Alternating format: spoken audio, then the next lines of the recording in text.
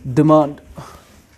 तो हमने डिमांड शुरू किया, तो मैंने कहा आपको market forces of demand and supply कितना इंपॉर्टेंट होता है ना, और हमें इसको स्टडी करना है। सबसे पहले हमने डिमांड स्टडी किया, और डिमांड में मैंने आपको कल कहा कि हम देखते हैं नेचर में कि किसी चीज़ की डिमांड क्या होती है। डिमांड होती है कि आप उस चीज़ को खरीदना चाहते हो और खरीद सकते हो। You are willing and able to purchase, तब आपकी डिमांड कंसिडर की जाएगी। तो डिमांड आपकी होती है when you are willing and able to purchase a particular commodity. ये होती है आपकी इंडिविजुअल डिमांड कि एक इंसान अगर विलिंग है और एबल है कुछ परचेज करने का, वो उसकी डिमांड हो गई।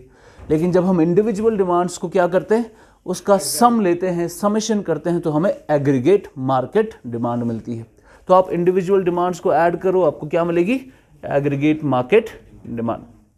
ये हमने कल देखा। उसके बाद मैंने आपको बोला लॉ ऑफ डिमांड क्या है, as prices of a commodity increase the demand for that commodity decreases. तो प्राइस और डिमांड के बीच में कौन सी रिलेशनशिप है, इनवर्स रिलेशनशिप है। जैसे प्राइस बढ़ेगा उस चीज की डिमांड घटेगी, जैसे उसका प्राइस कम होगा वो सस्ता होगा तो उसकी डिमांड बढ़ेगी। तो ये चल रहा है मामला, ये देखा हमने कल। फिर मैंने आपको बोला हमारा डिमांड कर्व कैसा होता है। डिमांड कर्व कौन सा स्लोप का होता है, नेगेटिव स्लोप का, डाउनवर्ड स्लोपिंग होता है। यानी जब आपका प्राइस ज़्यादा है तो डिमांड कम है, जब आपका प्राइस कम है तो डिमांड ज़्यादा है, क्वांटिटी ज़्यादा डिमांड की जाएगी। तो यहाँ से क्वांटिटी, यहाँ से प्राइस, तो ये भी हमने देख लिया, इट इज़ डाउनवर्ड स्लोपिंग। फिर मैंने आपको बोला कि आपका डिमांड कर्व शिफ्ट भी हो सकता है। अगर आपका डिमांड कर्व शिफ्ट होगा टुवर्ड्स द राइट, इसका मतलब क्या होता है, इंक्रीज इन डिमांड। अगर डिमांड कर्व शिफ्ट होगा towards the left, that is decrease in demand, ये भी देखा। उसके बाद मैंने आपको बोला what are the variables that that are responsible for the shift in the demand curve. Number 1 I told you, taste and preferences. अगर आपका किसी चीज़ के लिए टेस्ट बढ़ गया, पहले नहीं था अब ज़्यादा है, तो आप उसको ज़्यादा डिमांड करोगे, आपका डिमांड कर्व शिफ्ट हो जाएगा। तो ये कल देखा। टेस्ट एंड प्रेफरेंसेस बदलने के लिए हमने 2 इफेक्ट्स वहाँ पढ़े, band wagon effect and snob effect. उसके बाद सेकेंड हमने देखा इनकम इफेक्ट। तो इनकम की वजह से भी आपका डिमांड कर्व शिफ्ट होता है। जैसे आपने 10,000 के इनकम पे आप इतनी डिमांड करते थे, अब आपका 50,000 इनकम है तो आप ज़्यादा डिमांड करेंगे, तो ये ज़्यादा डिमांड हो गया, इंक्रीज इन डिमांड 50,000 के इनकम पे। तो इनकम की वजह से डिमांड को शिफ्ट होता है। लेकिन अगर इनकम बढ़ता है, इनकम के बढ़ने से अगर डिमांड कम हो जाती है किसी गुड की, वो कौन सा गुड होता है, इन्फीरियर गुड। ये वो चीज़ होता है, जैसे फॉर एग्जांपल एक और एग्जांपल लेंगे, जैसे मूंगफली खाते हैं, है ना। अब जो जैसे उनके पास बच्चे होते हैं छोटा, उनके पास कम पैसा होता है तो वो लेते हैं, वो मूंगफली खाते हैं। लेकिन जैसे जैसे बढ़ेंगे आपके पैसा आएगा तो हम कम उसको डिमांड करते हैं, अब हम रेस्टोरेंट पे जाके कुछ अच्छा खाते हैं, तो वो आपका इन्फीरियर गुड है। आपका पैसा बढ़ेगा, डिमांड उसकी कम हो जाएगी। ये भी देखा हमने। तीसरा इफेक्ट आज हम देखेंगे क्या है कि जिससे डिमांड कर्व क्या होता है, शिफ्ट होता है, यानी डिमांड बढ़ती है और घटती है। तो third factor responsible for the shift in the demand curve is relative goods. Relative goods.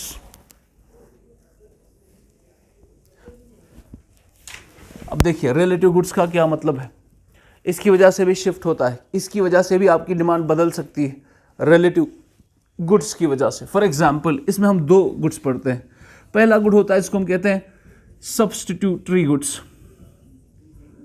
जिसको हम सब्सटीट्यूशन कर सकते हैं। दूसरा होता है कॉम्प्लीमेंट्री गुड्स। मैं लिखाऊंगा ये, आप बस समझो पहले। Complementary goods.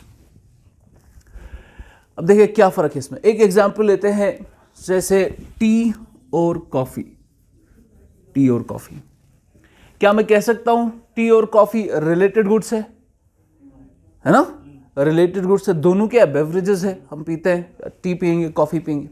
अब फॉर एग्जांपल आपको अगर 250 ग्राम चाय यानी टी, 250 ग्राम की टी मिलती है आपको फॉर एग्जांपल 1000 रुपये में, तो आप टी कंज्यूम कर रहे हो। हम कश्मीर में ज़्यादा टी ही पीते हैं, कॉफ़ी नहीं पीते। अब फॉर एग्जांपल समझेंगे हम कि टी का प्राइस बहुत बढ़ गया किसी वजह से, और ये 1000 से सीधा 10,000 हो गया फॉर एग्जांपल। तो टी का प्राइस बढ़ गया, तो लोग क्या करेंगे, अब टी को छोड़ देंगे, वो किस पे शिफ्ट करेंगे, कॉफी पे। तो जब इसका प्राइस बढ़ा, क्या मैं कह सकता हूं टी का प्राइस बढ़ने से कॉफी की डिमांड बढ़ी, है ना। तो जब किसी एक गुड का प्राइस बढ़ने से किसी दूसरे गुड की डिमांड बढ़ती है, वो होते हैं सब्स्टिट्यूटरी गुड्स, जिसमें सब्स्टिट्यूशन हो सकता है। अब कॉफी ने टी को सब्स्टिट्यूट कर दिया, ठीक है। अब देखिए ये मैं क्यों बता रहा हूं, हम पढ़ रहे हैं, अब अगर फॉर एग्जांपल हम ये बनाए हमने डिमांड फॉर कॉफी, या यहां से हो गई क्वांटिटी डिमांडेड ऑफ कॉफी, यहां से हो गया प्राइस ऑफ कॉफी। तो ये डिमांड कर्व किसका है, अब कॉफी का, कि कॉफी कितना मार्केट में डिमांड हो रही है। अब ये कॉफी का जो डिमांड कर्व है ये शिफ्ट हो गया, बढ़ रही ना यहां डिमांड, ये शिफ्ट हो गया टुवर्ड्स राइट। किसकी वजह से शिफ्ट हुआ, कॉफी के प्राइस की वजह से नहीं, बल्कि टी के प्राइस के बढ़ने की वजह से। तो जब रिलेटेड गुड्स में प्राइस चेंज होता है, आपका demand for a particular commodity change होती है। तो इस केस में डिमांड ऑफ कॉफी चेंज हुई टी के प्राइस बदलने से, समझा। तो ये होता है आपका जो आप सब्स्टिट्यूट कर सकते हो दो गुड्स को। दूसरा होता है कॉम्प्लीमेंट्री गुड्स, इनमें सब्स्टिट्यूशन नहीं होता, यानी आप एक को रिप्लेस नहीं कर सकते दूसरे से, पर कॉम्प्लीमेंट करते हो एक दूसरे को। जैसे फॉर एग्जाम्पल लेंगे हम कंप्यूटर्स की। अब कंप्यूटर में आपको पता है दो चीजें होती है, हार्डवेयर और सॉफ्टवेयर, है ना। एग्जाम्पल लेते हैं, फॉर एग्जाम्पल आपको हार्डवेयर आ गया, ये आपका लैपटॉप है और ये उसका सॉफ्टवेयर है। फॉर एग्जाम्पल हम विंडोज़ इस्तेमाल करते हैं अपने लैपटॉप्स में 2 सेकंड के लिए। तो HP ने अपना हार्डवेयर बनाया, आपका कंप्यूटर बनाया, लैपटॉप बनाया, और विंडोज़ आपको उसका सॉफ्टवेयर देता है। और ये लैपटॉप आपको मिल रहा है i7 7th जनरेशन 512 SSD का, ये आपको मिलता है 1 लाख रुपए का। अब ये जब 1 लाख रुपए का आपने लैपटॉप खरीदा, इसमें हार्डवेयर भी है और क्या है, सॉफ्टवेयर भी है। ये दोनों आपस में क्या है, कॉम्प्लीमेंट कर रहे हैं एक दूसरे को, एक के बगैर दूसरा नहीं चलेगा। लेकिन सब्स्टिट्यूट नहीं हो सकता इसमें, सॉफ्टवेयर हार्डवेयर को सब्स्टिट्यूट नहीं कर सकता और हार्डवेयर सॉफ्टवेयर को सब्स्टिट्यूट नहीं करता, कॉम्प्लीमेंट करता है। अब यहां पर क्या हो गया, फॉर एग्जाम्पल विंडोज ने कहा कि हम जो सॉफ्टवेयर HP को बेचते हैं वो हम बेचते थे 10,000 पे, अब उसका हम प्राइस बढ़ाएंगे। तो विंडोज ने क्या किया, उसने सॉफ्टवेयर का बहुत प्राइस बढ़ाया। फाइन, अब बताइए लैपटॉप महंगा होगा, है ना। तो क्या मैं कह सकता हूं सॉफ्टवेयर के बढ़ने से मैं जो हार्डवेयर बेचता था HP, उसकी डिमांड क्या हो गई, कम हो गई, है कि नहीं। अब आपने बहुत पैसा बहुत उसका प्राइस इंक्रीज किया सॉफ्टवेयर का। अब ये 1 लाख का लैपटॉप था, ये 1 लाख से बढ़कर 5 लाख का हो गया, इसकी डिमांड क्या हो जाएगी, कम हो जाएगी। तो कह सकता हूं मैं कि HP का हार्डवेयर की डिमांड कम होगी, क्यों, क्योंकि सॉफ्टवेयर में विंडोज ने अपना प्राइस बढ़ाया।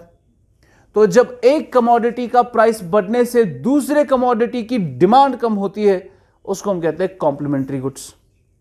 सब्स्टिट्यूट में क्या हो रहा था, एक के प्राइस बढ़ने से दूसरे की डिमांड बढ़ रही थी, यहां पे क्या हो रहा है, एक के प्राइस बढ़ने से दूसरे की डिमांड घट रही है। समझा। एक और एग्जांपल लेंगे, जैसे कार और पेट्रोल, क्या ये दोनों एक दूसरे को सब्स्टिट्यूट कर सकते हैं, नहीं, दोनों क्या करेंगे, एक दूसरे को कॉम्प्लीमेंट करेंगे। अब अगर पेट्रोल आपको भी 80 रुपए में मिलता है, कल पेट्रोल हो गया 200 रुपए का, तो जो कार में आप इस्तेमाल कर रहे हो आप उसको इस्तेमाल करना ही छोड़ दोगे, काफी महंगा हो गया। तो पेट्रोल के प्राइस बढ़ने से कार की डिमांड कम हो जाएगी, समझा। तो जब एक का प्राइस बढ़ता है और दूसरे की डिमांड कम होती है, वो कौन से गुड्स होते हैं, कॉम्प्लीमेंट्री गुड्स। तो अब अगर हम डिमांड कर्व बना रहे हैं और डिमांड कर्व बना रहे हैं, हमारी इकोनॉमी में ऑटोमोबाइल सेल्स कितनी हो रही है, तो हमने ये बोला कि ये कारों की सेल हो रही है। अब इस कार की सेल में हमने देखा कि डिमांड कर्व शिफ्ट हो रहा है टुवर्ड्स लेफ्ट। अब ये डिमांड कर्व शिफ्ट हो रहा है टुवर्ड्स लेफ्ट, कार की सेल कम हो रही है, कार की डिमांड कम हो रही है। क्या ये कार के प्राइस की वजह से हो रही है, नहीं, बल्कि पेट्रोल के प्राइस की वजह से हो रही है। फाइन, तो जब इसका डिमांड कर्व शिफ्ट हो गया टुवर्ड्स लेफ्ट, यानी डिक्रीज इन डिमांड हो गया, ये इसलिए हुआ क्योंकि रिलेटेड गुड का प्राइस बढ़ गया, ठीक है। तो जब भी वेरिएबल हम देखते हैं हम कि किस वजह से शिफ्ट होता है डिमांड कर्व टुवर्ड्स राइट या लेफ्ट, इसमें आपको पहले तो इनकम देखना है, फिर आपको टेस्ट एंड प्रेफरेंसेस देखनी है, फिर आपको रिलेटेड गुड्स भी देखना है कि बाकियों का प्राइस कैसा है, उसकी वजह से किसी पर्टिकुलर कमोडिटी की डिमांड बदल सकती है, ठीक है ना। लिखो, demand for a good is also affected by the prices of other goods. By the prices of other goods, especially those which are related to it as substitutes,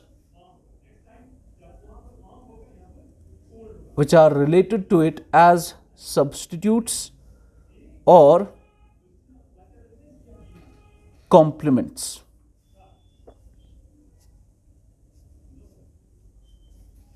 पहला substitutes. Two goods for which increase in the price of one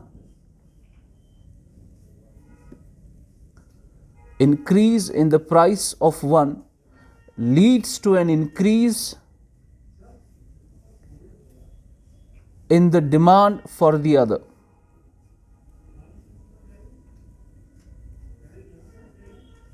For example,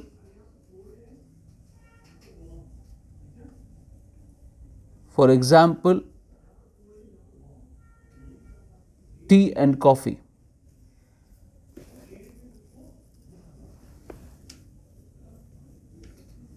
For example, tea and coffee. Next, complements. Two goods for which an increase in the price of one leads to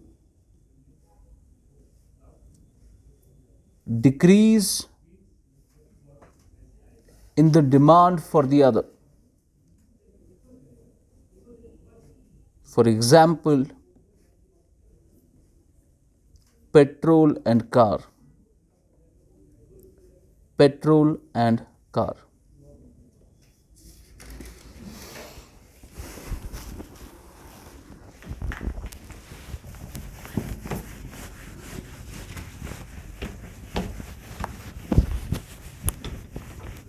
कोई question है अभी तक? ठीक है, समझा? तो demand हमने देख ली, फिर डिमांड शिफ्ट कैसे हो रहा है?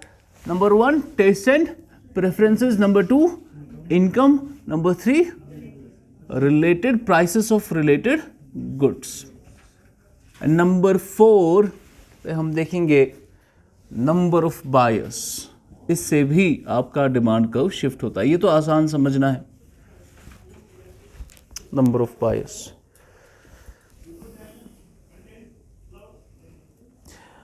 इसको कैसे समझेंगे? फॉर एग्जाम्पल, मैं क्या बना रहा हूँ, ये मैं डिमांड कर्व बना रहा हूँ.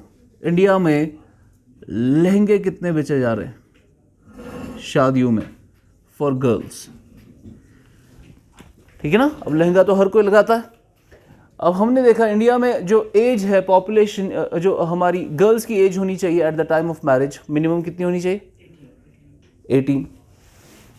तो एज आपकी होनी चाहिए 18 साल लड़कियों की मिनिमम, तब आप जाके अपनी शादी रजिस्टर कर सकते हो.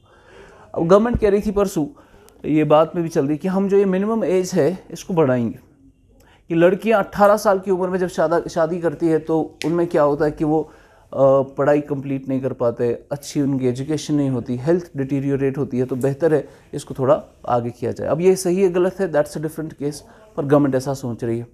तो कहा जा रहा है कि इसको 18 से 21 तक ले आए, 21 ईयर्स पे अब मैरिज की एज हो लड़कियों के लिए. फाइन. अब बताइए, फॉर एग्जाम्पल इंडिया में 18 साल की जो लड़कियां हैं, जो 18 साल से शादी कर रही थी, वो है for example 2 lakh for example. Fine. तो 2 लाख लड़कियां थी जो अपनी शादियां शुरू ही, उनकी एज उनकी थी 18 साल से ही वो शादी कर लेती थी. अब ये जो शादियां कर रही है 2 लाख लड़कियां, इनको शादी के लिए लहंगा चाहिए, तो ये लहंगा डिमांड कर रहे हैं 18 साल से ही. अब क्या हो गई, एज क्या हो गई, बढ़ गई. तो अब ये 2 लाख जो शादियां हो रही थी, अब इसमें कमी होगी ना कमी, क्योंकि पहले तो 18 से ही शादियां हो रही थी, अब 21 के बाद शादी होगी, तो 3 साल का गैप आ गया, अब 3 साल और इंतजार करना पड़ेगा। तो ये 2 लाख से घटकर समझो 1.5 लाख पे आ गया। अब 1.5 लाख लड़कियां शादी कर रही है, पहले तो 2 लाख करती थी क्योंकि 18 से ही शादी होती थी, अब हमारे इंडिया में 1.5 लाख लड़कियां शादी कर रही है क्योंकि अब 21 से शादी होगी। फाइन, समझ आए? अब बताइए, अब पहले तो 2 लाख लड़कियां शादी कर रही थी, तो 2 लाख लड़कियां डिमांड कर रही थी लहंगा, अब सिर्फ 1.5 लाख लड़कियों की शादी होगी तो 1.5 लाख लड़कियां डिमांड करेगी लहंगा, तो इसका डिमांड कब शिफ्ट होगा? टुवर्ड्स द लेफ्ट, है ना? तो ये क्या है, क्या मैं कह सकता हूं ये नंबर ऑफ बायर्स कम हो गया? तो जब आपके नंबर ऑफ बायर कम हो जाते हैं, डिमांड कर्व शिफ्ट हो जाता है टुवर्ड्स लेफ्ट। जब नंबर ऑफ बायर बढ़ते हैं तो डिमांड कर्व इंक्रीज होता है टुवर्ड्स द राइट। तो डिमांड कर्व बढ़ भी सकता है, घट भी सकता है। नंबर ऑफ बायर बढ़ा तो डिमांड कर्व राइट शिफ्ट होगा, अगर घटा तो डिमांड कर्व लेफ्ट शिफ्ट होगा। ठीक है ना? लिखो ये पॉइंट, ये आसान है। As market demand is derived from individual demands, as market demand is derived from individual demands, comma, it depends on all those factors that influence individual demand